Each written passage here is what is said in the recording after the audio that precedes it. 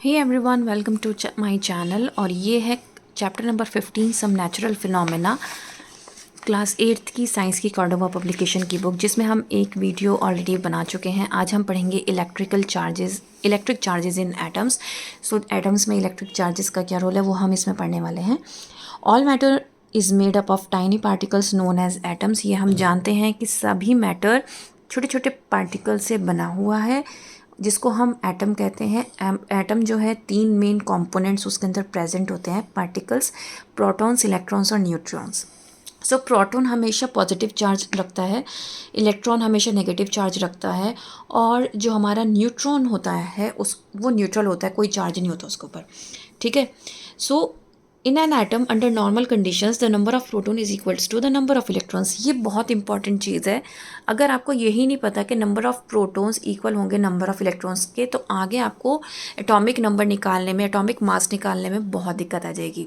तो ये चैप्टर आप एक बेसिक चैप्टर समझ के चलिए अपने लिए, क्योंकि 10th में आपको एटॉमिक मास निकालना भी आना चाहिए, एटॉमिक नंबर निकालना चाहिए, किसी भी एलिमेंट का आपको ये सब चीज़ें आनी चाहिए। तो इसलिए ये चैप्टर बहुत ही ज़्यादा इंपॉर्टेंट है जब हम एटम्स की बात करते हैं। तो नॉर्मल कंडीशन में आपको पता होना चाहिए कि एटम में जो प्रोटॉन्स, न्यूट्रॉन्स और इलेक्ट्रॉन्स प्रेजेंट होते हैं, तो नंबर ऑफ़ प्रोटॉन्स जो होते हैं वो इलेक्ट्रॉन्स के इक्वल होते हैं। ठीक है। और इसीलिए जो एटम है वो इलेक्ट्रिकली न्यूट्रल होता है। क्यों न्यूट्रल हो गया भाई? जब आपके प्रोटॉन्स और इलेक्ट्रॉन्स इक्वल हो गए, ठीक है, और न्यूट्रॉन पे तो कोई होता ही नहीं है चार्ज, तो दैट मीन्स वो इलेक्ट्रिकली न्यूट्रल हो गया। भाई अगर प्रोटॉन पे पॉजिटिव चार्ज है, अगर मैं कहूँ मैंने 2 बच्चे लिए, दोनों को मैंने 15 रुपीज़ दिए, तो न्यूट्रल हो गया ना, किसी के पास ना ज़्यादा है ना कम है। तो वही चीज़ यहाँ पर है। न्यूट्रल का मतलब है सेम हो जाना, मतलब ना ही ज़्यादा हुआ ना ही कम हुआ, एग्जैक्ट हो गया। जब कोई भी इलेक्ट्रॉन कोई भी एटम इलेक्ट्रॉन्स गेन करता है, तो number of electron is more than that of the positively charge protons, hence the object is set to be negatively charge. अब कोई भी एटम नेगेटिवली चार्ज कब कहलाता है? ठीक है, कोई भी जैसे कि किसी भी एटम ने क्या किया, इलेक्ट्रॉन गेन किया, ठीक है, तो क्या होगा? तो इसका मतलब ये हो गया कि उसमें पॉजिटिव इलेक्ट्रॉन ज़्यादा हो गए, जिसकी वजह से क्या हुआ, वो नेगेटिवली चार्ज हो जाता है।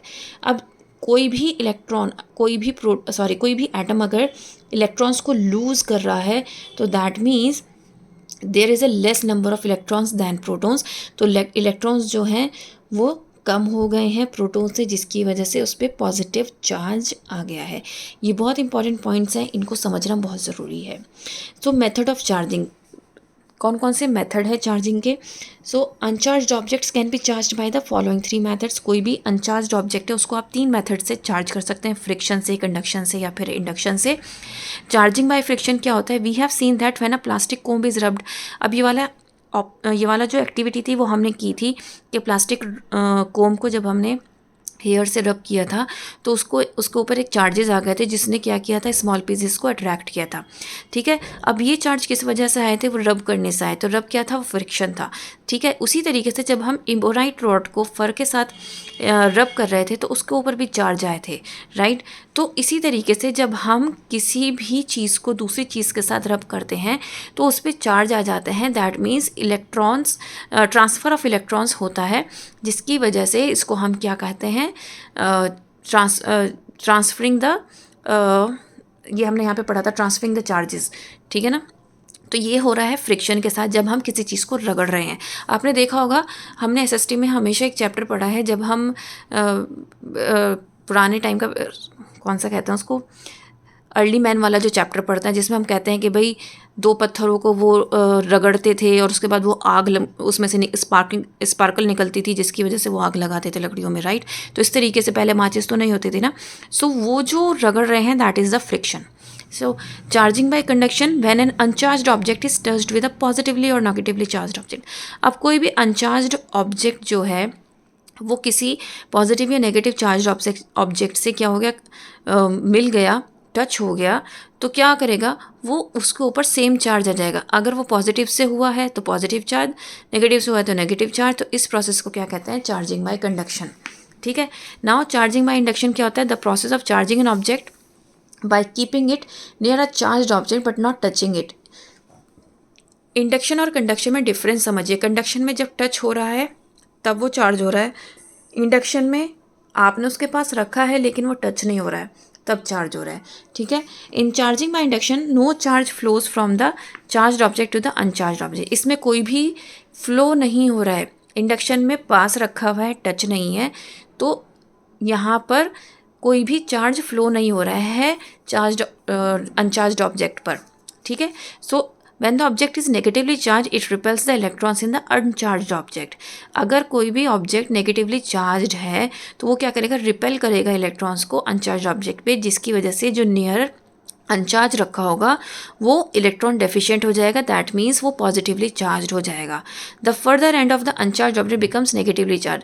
तो जो दूसरा एंड होगा उसका वो नेगेटिवली चार्ज हो जाएगा और उसके पास ज़्यादा इलेक्ट्रॉन्स चले जाएंगे। उसी तरीके से अगर कोई positively charge when the object is positively charge, अगर कोई ऑब्जेक्ट पॉजिटिवली चार्ज है तो वो इलेक्ट्रॉन्स को क्या करेगा, अट्रैक्ट करेगा अनचार्ज ऑब्जेक्ट में। ठीक है। और जो उसका जो नियर एंड होगा उसमें क्या हो जाएगा, एक्सेस ऑफ इलेक्ट्रॉन्स हो जाएंगे, जिसकी वजह से वो नेगेटिवली चार्ज हो जाएगा। और जो दूसरा वाला पॉइंट होगा वो वो पॉजिटिवली चार्ज हो जाएगा, इलेक्ट्रॉन डेफिशिएंट हो जाएगा, जिसको हम पॉजिटिवली चार्ज कहते हैं। तो इसीलिए जब आप जो चार्ज्ड ऑब्जेक्ट है उसको रिमूव करोगे तो वो फिर से क्या हो जाएगा, न्यूट्रल हो जाएगा। ठीक है। तो इस तरीके से आपका जो इंडक्शन प्रोसेस है वो वर्क करता है। Now transfer of charges. To understand the concept of transfer of charge you need to know about gold leaf electroscope. So gold leaf electroscope एक क्या है, ये एक एक्सपेरिमेंट है, इसके बारे में पहले आपको जानना पड़ेगा, उसके बाद ही आप ट्रांसफ़र ऑफ चार्ज समझ सकते हो। सो गोल्ड लीफ एक्सपेरिमेंट क्या है? An electroscope is an instrument used for detecting electrical charges and its nature on an object। तो यहाँ पर इन्होंने क्या यूज़ किया है, एक इलेक्ट्रोस्कोप के बारे में बताया है पहले कि वो एक इंस्ट्रूमेंट होता है जो यूज़ किया जाता है इलेक्ट्रिक चार्जेस को डिटेक्ट करने में और उस ऑब्जेक्ट के नेचर को जानने में। ठीक है। It was the first electrical charge detecting instrument। First electroscope was invented by the British physician William Gilbert। It is very sensitive and delicate instrument। तो यहाँ पर इस पैराग्राफ में बेसिकली आपको इंस्ट्रूमेंट के बारे में बताया गया है, ना ही एक्सपेरिमेंट के बारे में। ठीक है। तो फर्स्ट जो ये किसने इन्वेंट किया था इंस्ट्रूमेंट, ये विलियम गिलबर्ट ने किया था और ये बहुत ही सेंसिटिव और डेलिकेट इंस्ट्रूमेंट है। Gold leaf electroscope consist of a brass rod. अब इसमें जो रॉड होती है ये ब्रास रॉड होती है जो क्या करती है, which passes through a rubber stopper in a glass jar, जो कि रबर स्टॉपर के थ्रू ग्लास जार के अंदर आ रही है। The top end of the brass rod carries a brass disc. जो टॉप एंड होता है यहाँ पर क्या होती है, ब्रास डिस्क होती है। And the lower and carries 2 thin gold leaves. और जो लोअर एंड होता है उसके पास 2 थिन बिल्कुल पतली पतली गोल्ड लीव्स होती है और इनको पैरेलल, एक दूसरे के पैरेलल हैंग किया जाता है। The glass jar protects the gold leaves from the outside air currents. अब ये इसके अंदर क्यों डाला गया है, ये क्या कर रहा है ग्लास जार, ये प्रोटेक्ट कर रहा है जो बाहर एयर करंट्स हैं उससे इनको बचा के रख रहा है इन गोल्ड लीव्स को। सो lower part of the glass jar in the interior is surrounded by a metal foil. ये जो आप ये लाइनिंग्स वाली चीज़ देख रहे हो ना, ये मेटल फॉइल लगी हुई है इस ग्लास जार में। ठीक है। When the electroscope is used, the metal foil is earthed। अब जब हम इसमें इलेक्ट्रोफॉइल यूज़ करेंगे, ठीक है, इलेक्ट्रोस्कोप यूज़ करेंगे तो क्या होगा, ये जो मेटल फॉइल है ना ये अर्थ हो जाएगी। ये क्या करेगी, this increase the sensitivity of this electroscope. तो ये जो इलेक्ट्रोस्कोप की सेंसिटिविटी है उसको इंक्रीज कर देगी। Some electroscopes have strips of silver, copper, aluminium और ब्रांस इंस्टेड ऑफ गोल्ड। तो कुछ के पास, जैसे इस इलेक्ट्रोस्कोप के पास क्या है, गोल्ड की ये लीव्स लगी हुई हैं। तो कुछ इलेक्ट्रोस्कोप में सिल्वर की भी होती हैं, कॉपर की भी होती हैं, एल्यूमिनियम की भी होती हैं, ब्रास की भी होती हैं। तो वो डिपेंड करता है। तो इस तरीके से ये इलेक्ट्रोस्कोप वर्क करेगा। Now let us perform the following activity to understand the transfer of charge. तो बेसिकली यहाँ पर एक एक्टिविटी प्रोवाइडेड है कि किस तरीके से चार्ज का ट्रांसफ़र होता है। तो इसमें हमें क्या लेना है, गोल्ड लीफ इलेक्ट्रोस्कोप लेना है, glass rod, piece of silk cloth. So rub a glass rod against a silk cloth to get a positively charged glass rod. तो आप क्या करोगे, ग्लास रॉड लो और उसको सिल्क क्लोथ से हमें क्या करना है, रब करना है ताकि उसके ऊपर पॉजिटिव चार्जेस आ जाएं। Take a gold leaf electroscope in which the leaves of the electroscope is initially folded. इसी तरीके से उसमें फोल्डेड है। Bring the charge glass rod in contact with the brass disc of the electroscope. अब ये जो ब्रास डिस्क है ना, यहाँ पर आपको क्या करना है, इसके कॉन्टैक्ट में क्या लाना है, आपको ग्लास रॉड को लाना है। Sorry. On touching the charge glass rod with the brass disc the gold leaves diverge. जैसे ही charge glass rod brass disc से कनेक्ट करोगे, आप टच करोगे, तो वो क्या हो जाएगा, डाइवर्ज हो जाएंगी, बिखर जाएंगी। डिस्कश यहाँ पर क्या है, इसका मतलब क्या है, when the charge glass rod touches the brass disc receive charge. क्योंकि ऐसा क्यों हुआ, जैसे ही आपने ग्लास रॉड को इस ब्रास डिस्क से टच किया तो ब्रास डिस्क के ऊपर क्या आया, एक चार्ज आया, ठीक है, जिसकी वजह से वो क्या हुआ, वो उस ब्रास रॉड के थ्रू चार्ज कहाँ तक पहुँचा, गोल्ड फॉइल तक पहुँचा, ठीक है। और you know that the metals are good conductors of electricity. अब हम ये बात जानते हैं कि मेटल्स जो होते हैं वो गुड कंडक्टर्स होते हैं इलेक्ट्रिसिटी के। So gold leaves carrying similar charges repel each other. क्योंकि इसके पास भी वही सेम चार्ज था जो ऊपर हमने अभी ग्लास रॉड से दिया, जिसकी वजह से वो रिपेल कर गया और वो डाइवर्ज हो गया, ठीक है। तो अब आपको समझ में आया कि वो डाइवर्ज क्यों हुआ था, उसने रिपेल किया था, क्योंकि लाइक चार्जेस क्या करते हैं, रिपेल करते हैं, ठीक है। तो ये आपने देखा होगा, क्योंकि इस पर पॉजिटिव चार्ज था, यहाँ पर भी पॉजिटिव चार्ज था, तो ये रिपेल कर गया।